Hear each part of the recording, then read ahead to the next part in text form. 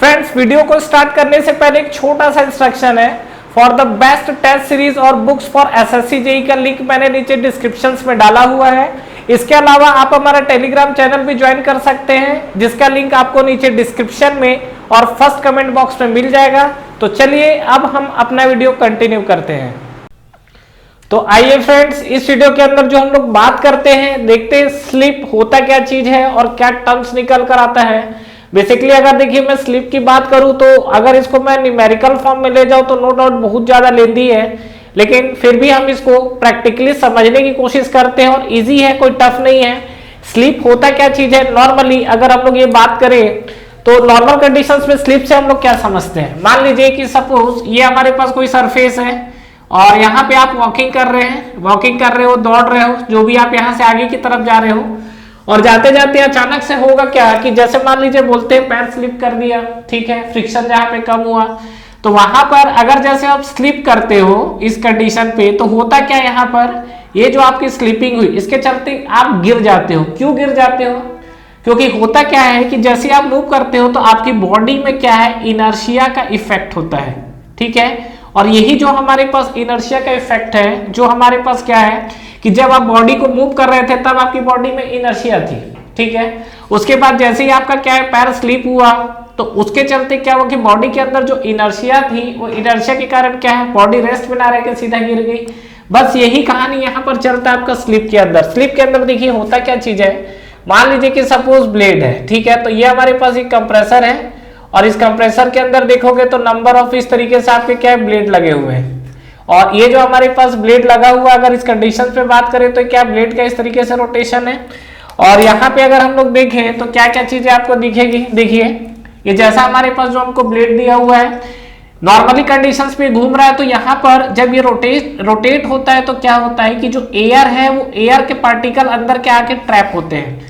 होता क्या चीज है, नॉर्मली कंप्रेसर क्या फंक्शन करता है कि जैसे ही आपने स्विच ऑन किया, ब्लेड घूमना स्टार्ट किया, ब्लेड घूमा तो सक्शन क्रिएट हुआ। सक्शन क्रिएट होने के कारण बाहर का प्रेशर एटमॉस्फेरिक, अंदर का प्रेशर लोअर देन एटमॉस्फेरिक। इस प्रेशर डिफरेंस के कारण बाहर की एयर अंदर आनी स्टार्ट हुई। अंदर जब गया तो अंदर जाने के बाद वो ब्लेड से टकराएगा, तब ब्लेड के पास क्या होगा कि ब्लेड जो अपनी काइनेटिक एनर्जी किसको ट्रांसफर कर देगा, डेफिनेटली फ्लूइड पार्टिकल को।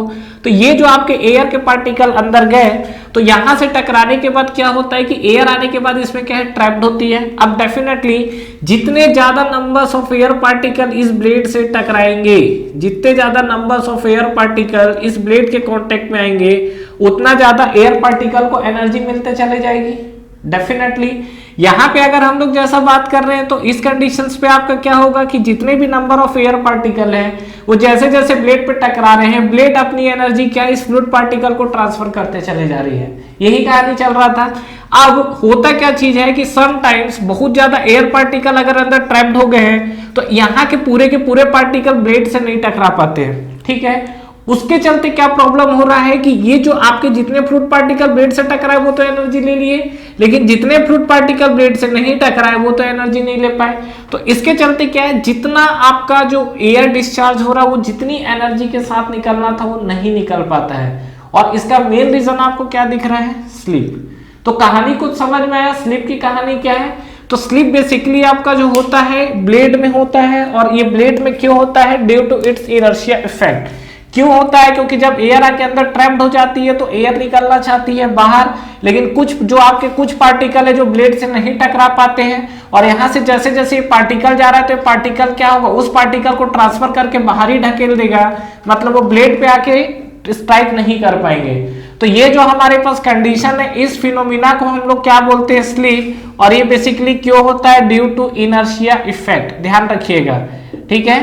ये हमारे पास क्या होता है, इनर्शिया इफेक्ट। यहीं से आपको मैं एक टर्म्स जब हम लोग एक्सियल फ्लो कंप्रेसर पढ़ेंगे तो वहां पर है पढ़ेंगे, लेकिन फिर भी मैं आपको बता दे रहा हूं। एक होता है हमारे पास स्टॉलिंग, जैसे चोकिंग और स्टॉलिंग जो हम लोग पढ़ते हैं, चोकिंग, सर्जिंग और स्टॉलिंग, शायद आपने नाम सुना होगा। तो ये भी चीज हम लोग पढ़ते हैं। तो ये दोनों के बीच में आपको मैं बेसिक डिफरेंस बता दे रहा हूँ। स्टॉलिंग भी क्या होता है कि जो आपका एयर पार्टिकल है वो ब्लेड पे क्या आपका टच नहीं हो पाता है, लेकिन स्टॉलिंग में बेसिक डिफरेंस क्या है कि जो आपका स्टॉलिंग होता है ये आपका क्यों होता है, ड्यू टू ब्लेड प्रोफाइल के कारण, ड्यू टू एरोडायनेमिक जो ब्लेड प्रोफाइल होता है इस प्रोफाइल के कारण ये प्रॉब्लम होती है। लेकिन यहाँ पर जो आपको स्लिप दिख रहा है, ये स्लिप होता है ड्यू टू इनर्शिया इफेक्ट। ध्यान रखिएगा, ये क्यों होता है? Due to inertia effect.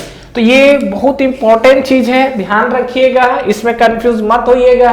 और इसको जैसे अगर हम लोग डिफाइन करना चाहते हैं न्यूमेरिकल फॉर्म में, तो कुछ नहीं है, जो हमारे पास स्लिप होता है इसको हम लोग लिखते हैं यहाँ पर स्लिप फैक्टर।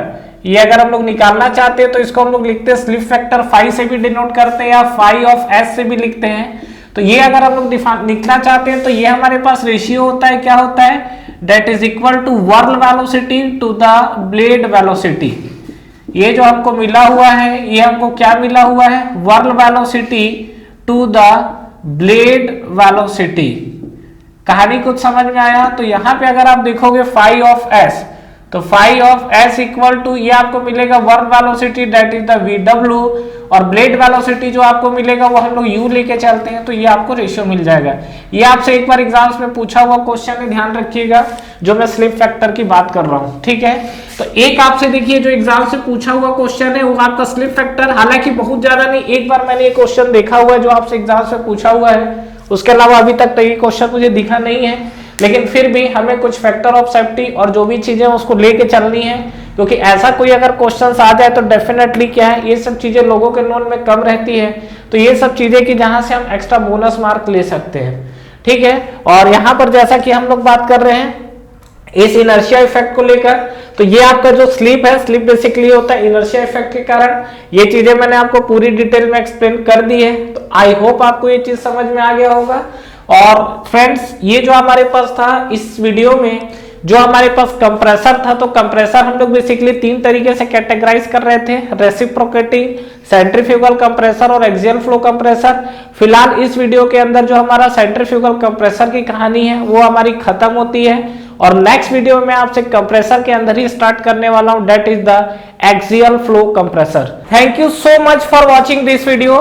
फ्रेंड्स, इस वीडियो को लाइक करिए, ज्यादा से ज्यादा फ्रेंड्स के साथ शेयर करिए, और अगर आप इस चैनल पे नए हैं तो चैनल को सब्सक्राइब करना ना भूलें, बेल नोटिफिकेशन जरूर प्रेस करिएगा, जिससे जो भी लेटेस्ट अपडेट है वो आप तक पहले पहुंचे। इसके अलावा आप हमारा टेलीग्राम चैनल भी ज्वाइन कर सकते हैं, जिसका लिंक नीचे आपको डिस्क्रिप्शन में और फर्स्ट कमेंट बॉक्स में मिल जाएगा। Friends, for the best test series और बुक्स फॉर SSC JEE का लिंक भी नीचे आपको डिस्क्रिप्शन में मिल जाएगा। तो ठीक है फ्रेंड्स, तैयारी करते रहिए। Wish you all the best.